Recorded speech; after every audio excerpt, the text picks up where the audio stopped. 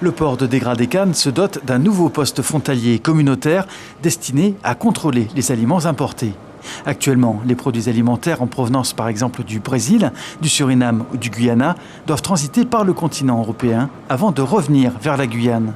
Désormais, tout ce qui vient de pays non européens, donc que ce soit à destination de l'alimentation humaine, à destination de l'alimentation animale ou tout ce qui est végétaux, salades, légumes, etc., pourra venir directement en Guyane, être estampillé ou homologué dans ce poste communautaire pour être revendu par la suite en Guyane. Avec cette installation, les coûts de transport seront réduits, ce qui pourrait entraîner une baisse des prix pour les consommateurs. Véritable porte d'entrée de l'Union européenne, ces installations comprendront 1200 mètres carrés de bâtiments. En haut, on a le PEC, donc où vont transiter l'ensemble des produits végétaux.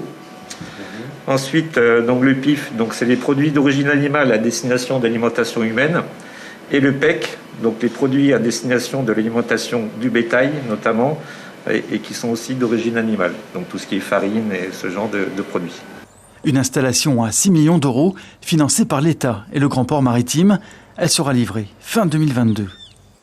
Les premiers travaux qui vont commencer dans une semaine, 10 jours, vont consister à terrasser le terrain parce qu'il est de très mauvaise qualité. On a fait des sondages et on voit qu'on a 9 mètres d'épaisseur de vase. Donc on va consolider tout ça par tassement.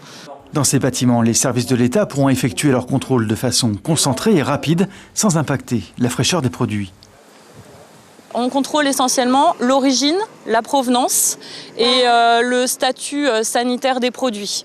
Alors par exemple, en ce moment, vous entendez parler de la grippe aviaire. Donc si par exemple on fait rentrer des produits des animaux vivants, on va faire attention à vérifier que ça vient de lieux qui sont indemnes de grippe aviaire. C'est pareil pour les végétaux. Seuls les produits actuellement autorisés en Union européenne pourront transiter par ce poste frontalier.